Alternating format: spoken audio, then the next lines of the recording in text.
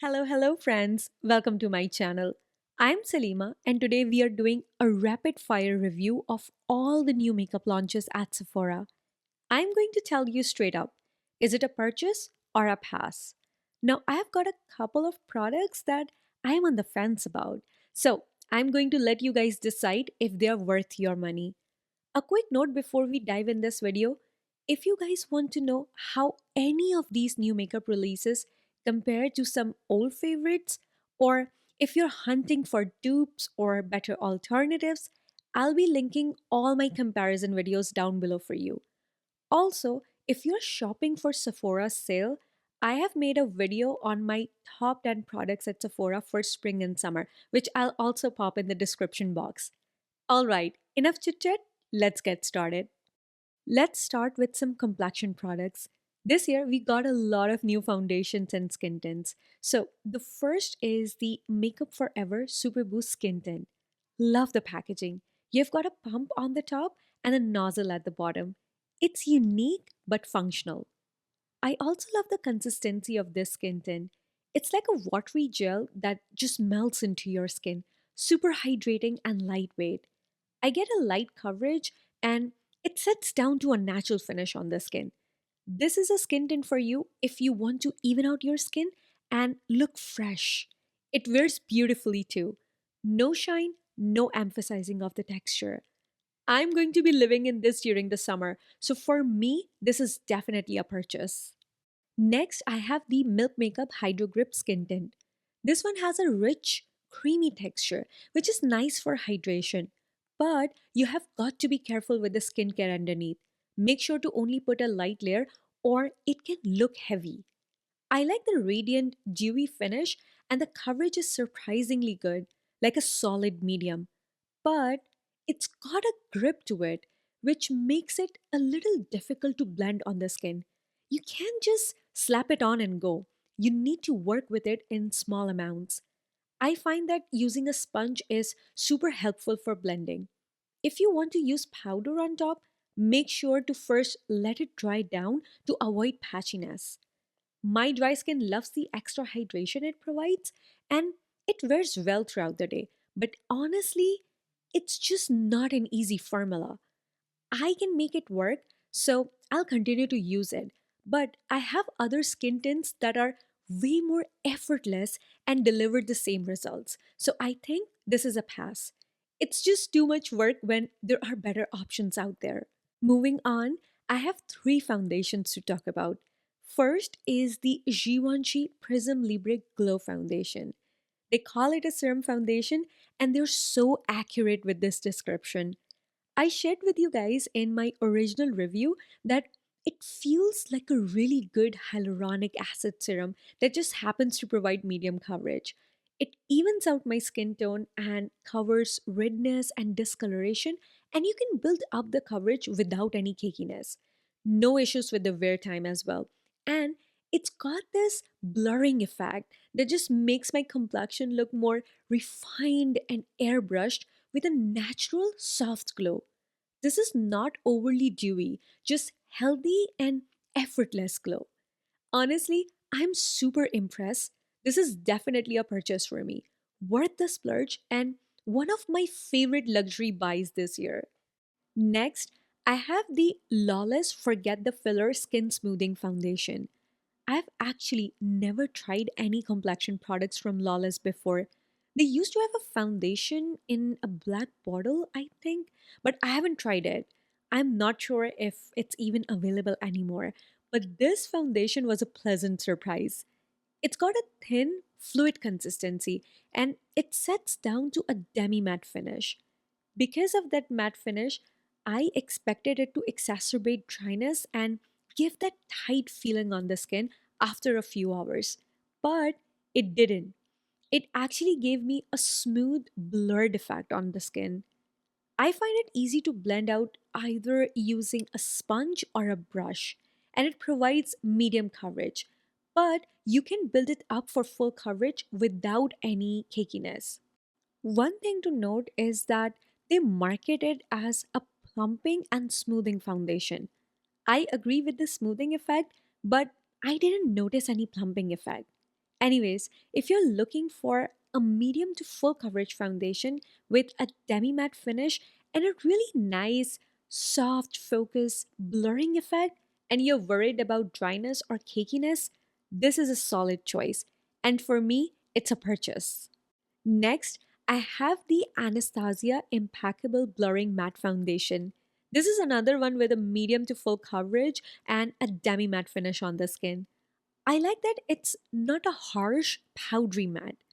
Unlike the Lawless foundation, it's got a thick and creamy texture, so I prefer to use a damp sponge to blend it out. And even with a damp sponge, you get almost full coverage. So it's a heavy duty foundation. It can look like you're wearing makeup, but it doesn't get cakey and it lasts forever on the skin, like 12 plus hours without touch ups. The one thing I found difficult is that it dries down pretty quickly on the skin. You have to work fast to blend it out. I went in store to shade match myself for this foundation and I feel like most of the shades are a little too warm, but that's just my experience. Honestly, it works. But if you have mature skin, dry or dehydrated skin, or even combination skin, I would recommend you to pair it with a hydrating primer or a moisturizer to have a comfortable wear throughout the day. If you have oily skin and you love full coverage, I think you will enjoy it much better than I do. I much prefer the Lawless foundation for that same medium to full coverage and a demi matte finish, but with an added bonus of a blurring effect on the skin. The Lawless foundation is just easier to use, so for me, the Anastasia foundation is a pass. Next, I have three concealers to talk about. No, I think I have one concealer and two color correctors.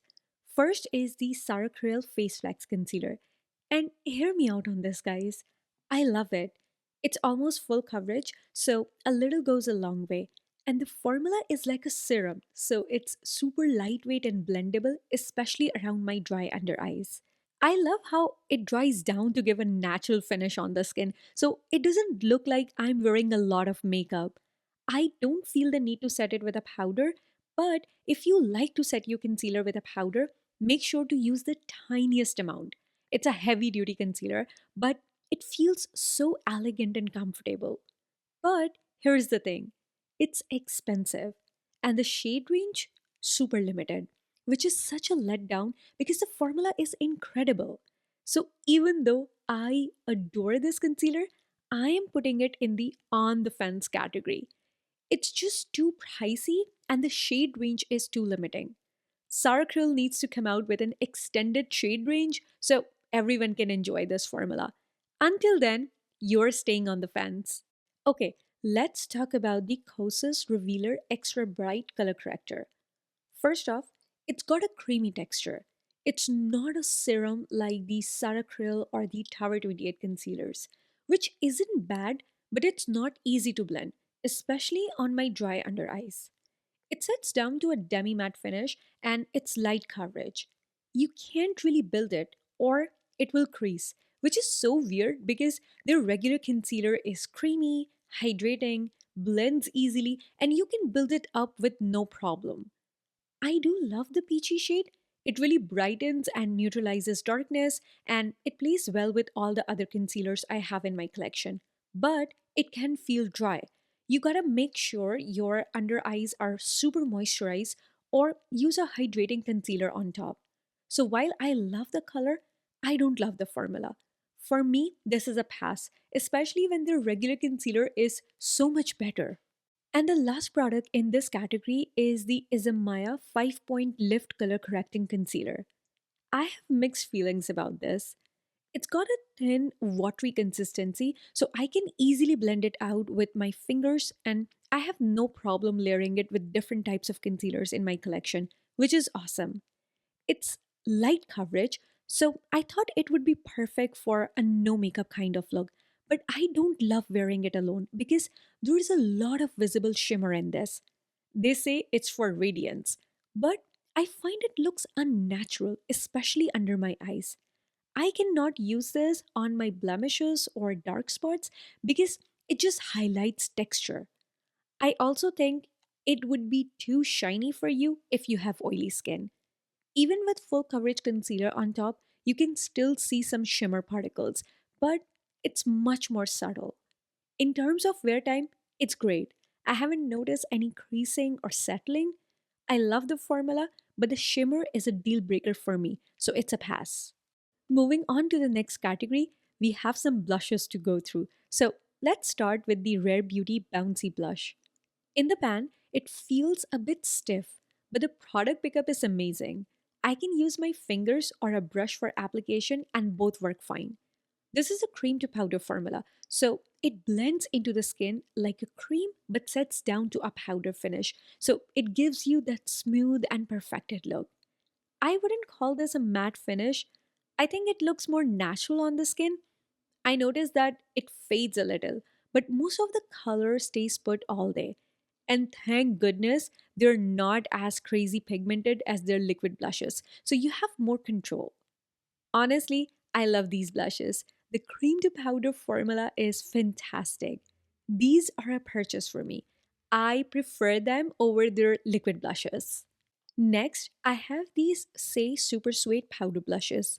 They have got a baked formula, so it feels silky smooth in the pan. But honestly, they're not the most user friendly in my opinion. First off, the packaging feels a bit cheap, and it's actually kind of hard to open. And when you dip your brush in, there's a lot of fallout. So you absolutely gotta use a light hand. They're super pigmented, like seriously pigmented. So if you don't use a light hand and a fluffy brush, you will end up picking up too much product. They can get patchy and difficult to blend out evenly. I picked up two shades. Ciao, which is one of those bronzer types of shade. It's a beautiful terracotta that creates a sunburned look. It's right up my alley. And the other shade I got is Amore, which is a very vibrant pink. It's bright, but it doesn't look ashy on me. They're kind of like Milani blushes available at the drugstore. Both have a baked formula, and they both contain a bit of shimmer, which adds to the luminous finish to the cheeks. Thankfully, the shimmer is subtle, so it does not emphasize any texture. And they're also comparable to the MAC Mineralized Powder blushes. Both have a baked formula. However, the MAC blushes are pricier. But I'm mentioning them here since I feel like a lot of us own MAC blushes in our collection. So if you own MAC Mineralized Powder blushes, you will have a good understanding of the texture and the finish of the Saie blushes. I also feel like MAC has some really pretty neutral and nudie shades, if that is the color range you prefer. Anyways, both MAC and Milani blushes are more buildable and less pigmented, which makes them easier to work with. So, yeah, with Say blushes, I am on the fence. They're not bad, the shades are nice, but for $28, I expected better packaging and an easier formula. I already have similar blushes that are just easier to use. Alright, another powder blush I picked up is the Tower 28 Matte Powder Blush. I saw a few posts online about the packaging being similar to the Rare Beauty, but honestly, I don't care for that drama. I'm not here for that. I'm just here for the blushes. And the formula? It's actually really creamy and soft for a matte blush. I was a bit surprised. And when they say it's matte and blurring, they were not kidding.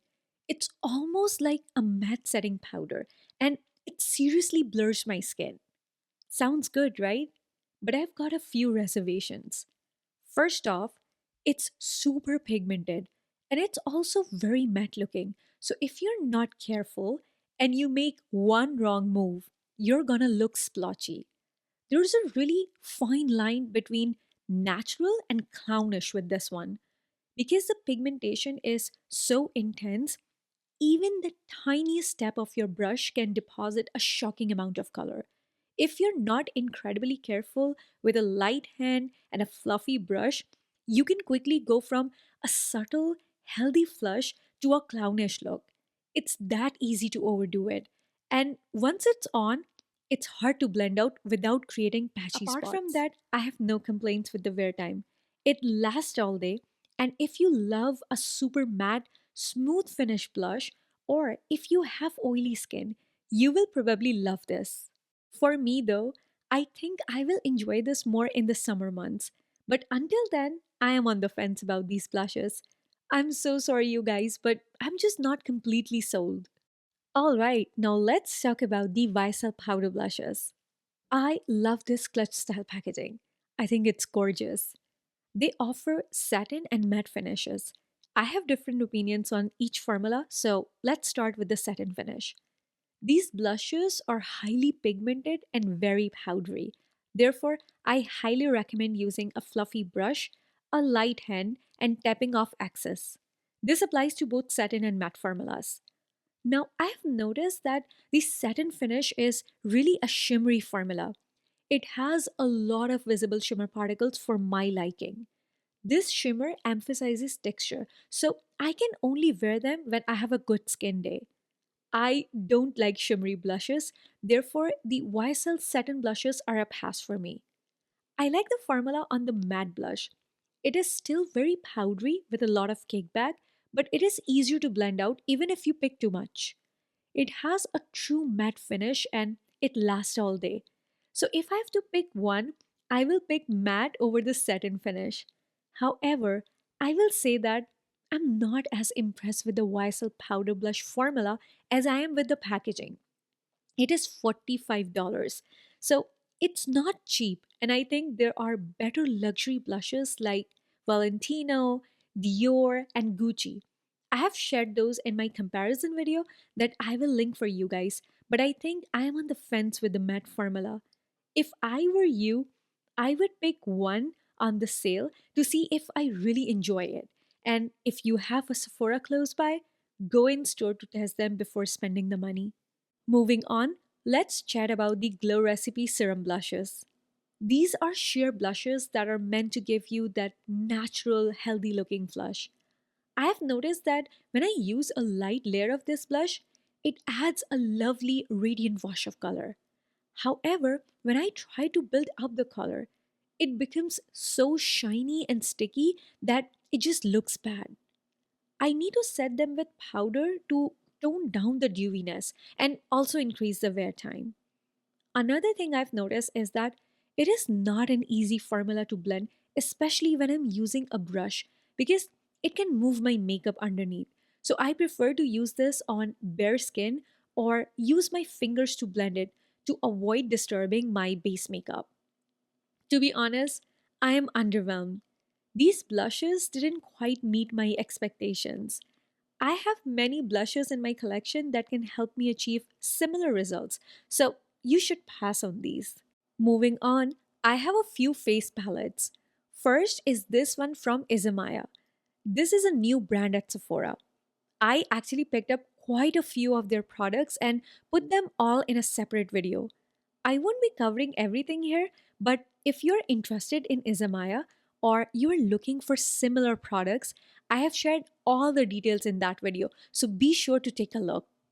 Anyways, this is the Izamaya Face and Highlighter Duo in the shade Marda. Make sure to swatch these in store or at least watch a couple of reviews.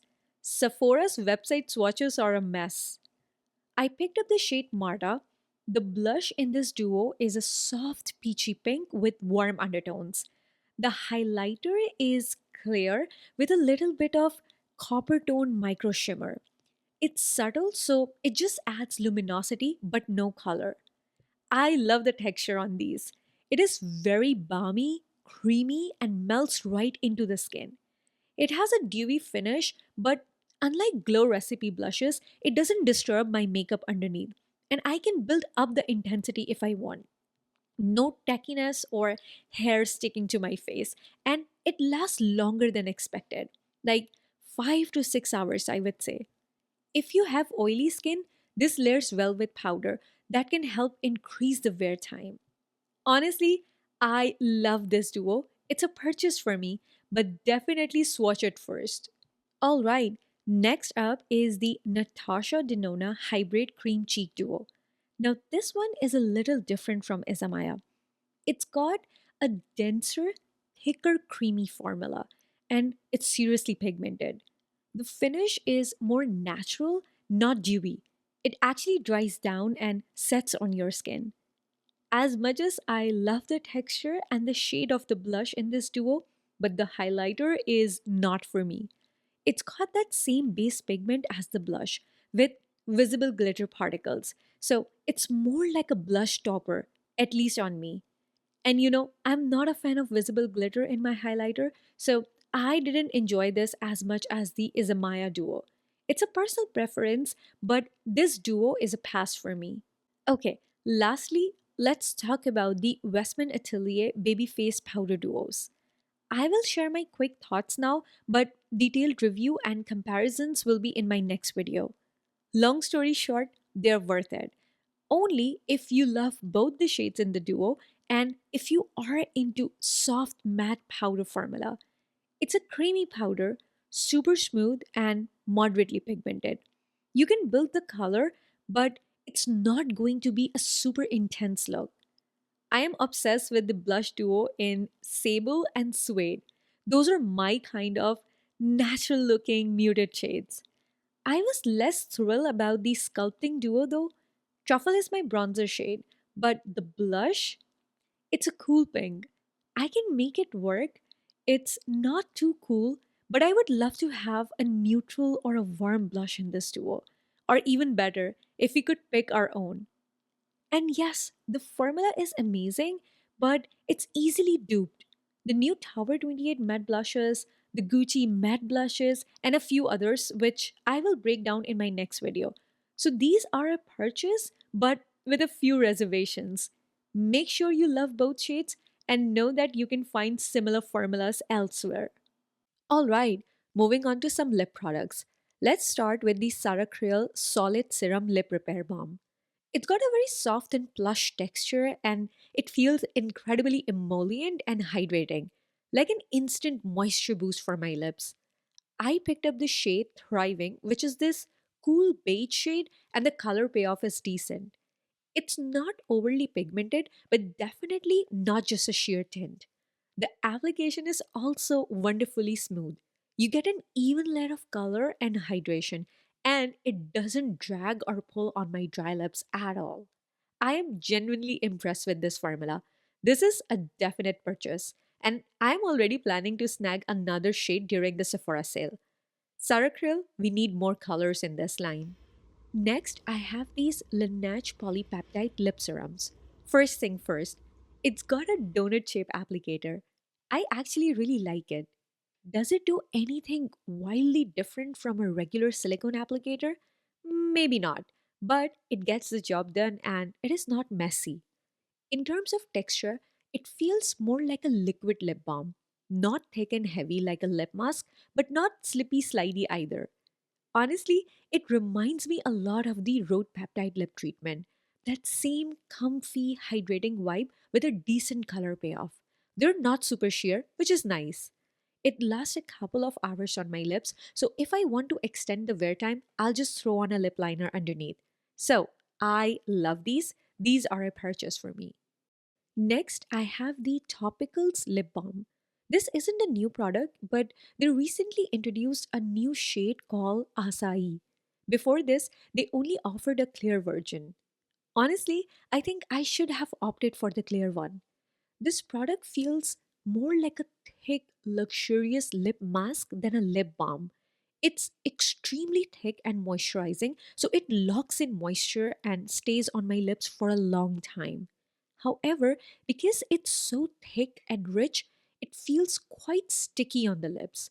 This is not the type of lip product I prefer to wear during the day. At night, I wouldn't mind using it as a lip mask, but as a tinted lip balm, it's not for me. Therefore, this is a pass for me. And the last lip balm I wanted to talk about are these LYS glossy lip balms. They have a thin, creamy formula and they melt onto your lips like butter. It's not a thick, heavy balm, but more like a hydrating, shiny gloss or a serum. I don't feel like they burn or tingle on my lips. Instead, I get this refreshing, cooling sensation. Now, they are in a twist up tube, so once you twist it up, it will not go down. So be careful how much you wind up. The only thing I don't like is the triangle shape of the tube. It's on brand for LYS, I understand that, but it's a bit messy, especially if you have smaller lips. It can go outside your lip lines. But overall, these are gorgeous, hydrating lip balms. They perform similar to the Hourglass Phantom lip balms, but at a much better price. And they've got some beautiful shades in their lineup. I really enjoyed these, so they are a purchase for me. Next, I've got a couple of lip tints. First is the YSL High Shine Lip Stains. It's got a unique texture, so it goes on the lips like water at first, then it turns into this creamy, hydrating feel on your lips. I love it.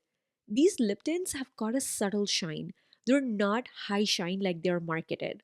They're pretty long wearing in my experience. I get about 6 to 7 hours, which is amazing, even with eating and drinking. It's not totally transfer proof, but it fades evenly and leaves a nice stain behind. Now, I know there are a ton of affordable lip tints out there, but YSL, they nail those muted everyday shades that are hard to find in Korean beauty. So, for those everyday nudes, I'm willing to splurge on YSL. These are a purchase for me.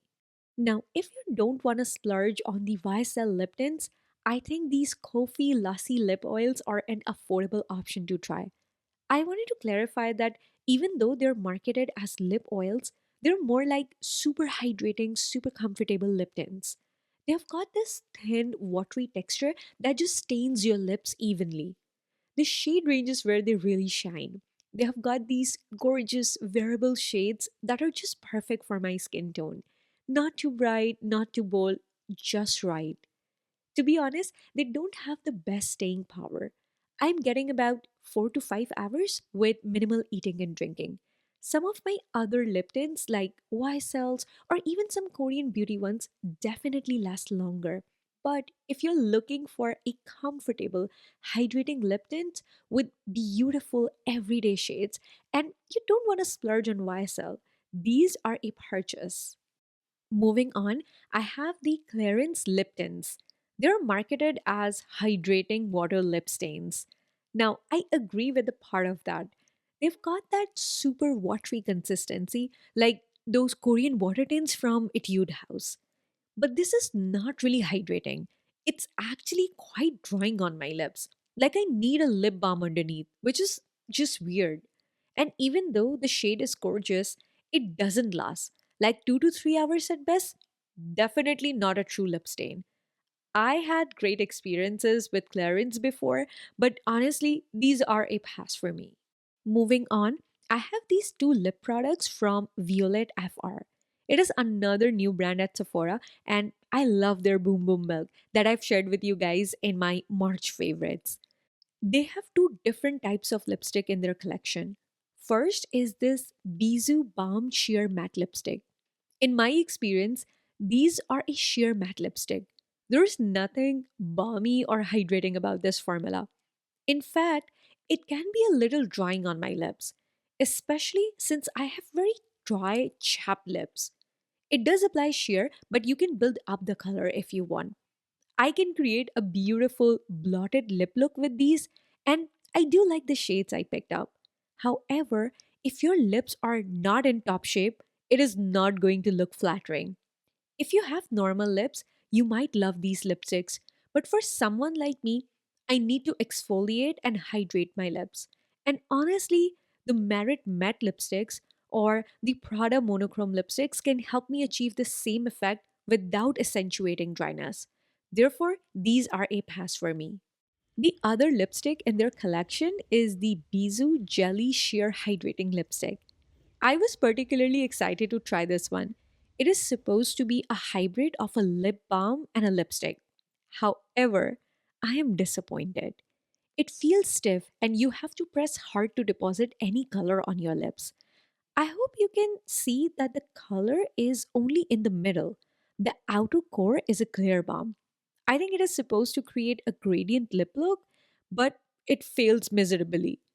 The color applies unevenly, and because it is a stiff formula, it clings to your lips. Ironically, this is not a lip balm I will reach for if I have dry lips or if I am looking for something comfortable and nourishing. These are also a pass for me. Next, I have the Makeup by Mario Super Shine lip glosses. Now, they're not as pigmented as I thought they would be, they just have a hint of color. On the bright side, I really enjoyed the formula. They feel amazing on the lips, super comfy, shiny, and no stickiness at all.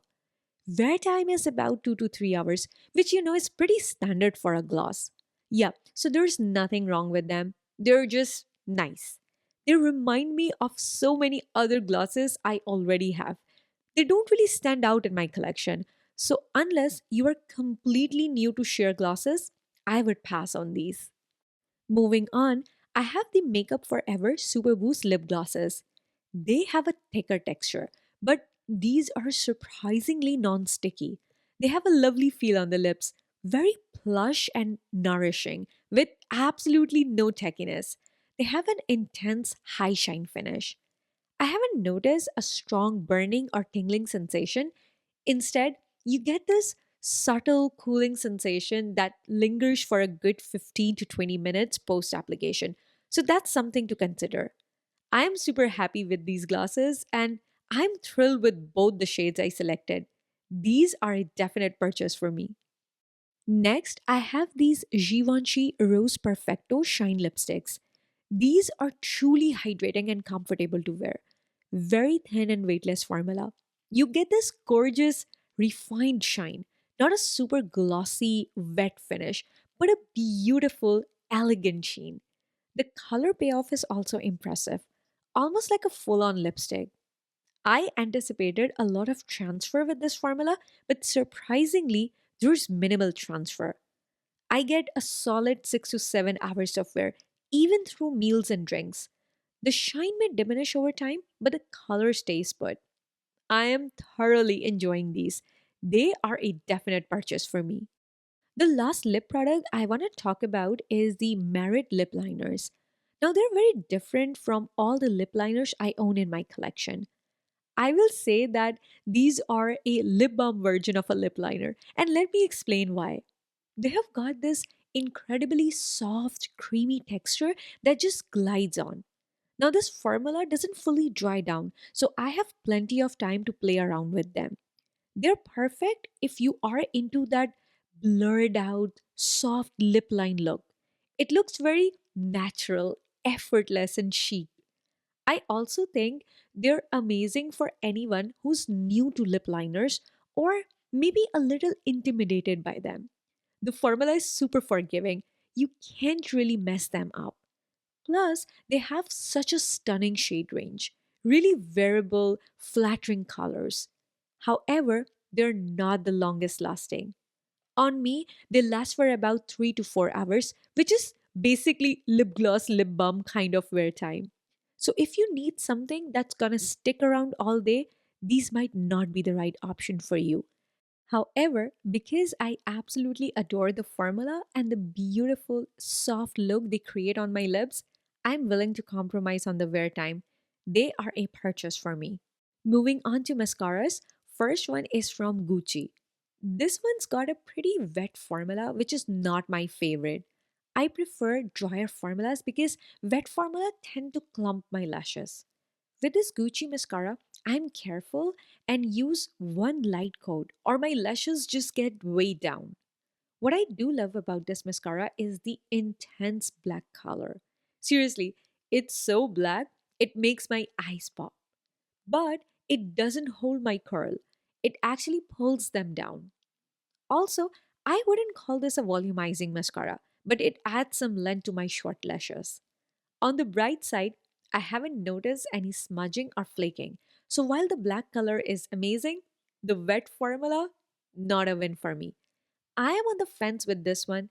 Maybe after a few months, the formula will dry down a little and I will enjoy it more. And lastly, I have the House Labs mascara. This one is a winner. It delivers on volume, separation, and length, and I can build it up without clumping. The formula is just right. Not too wet, not too dry. It wears well throughout the day without flaking on me. If you have got straight, sparse lashes like me and you like a drier formula, you will love this House Labs mascara. It's a purchase for me. And that brings us to the end of today's video. I really hope you guys found it helpful and informative. Let me know in the comments if you have tried any of these products. I'm super curious to hear what you guys think. And of course, if you have enjoyed this video, please give it a big thumbs up and subscribe to my channel for more reviews and beauty chats. Sending you all the best vibes. Stay healthy, stay beautiful, stay kind, and I will catch you in my next video. Bye!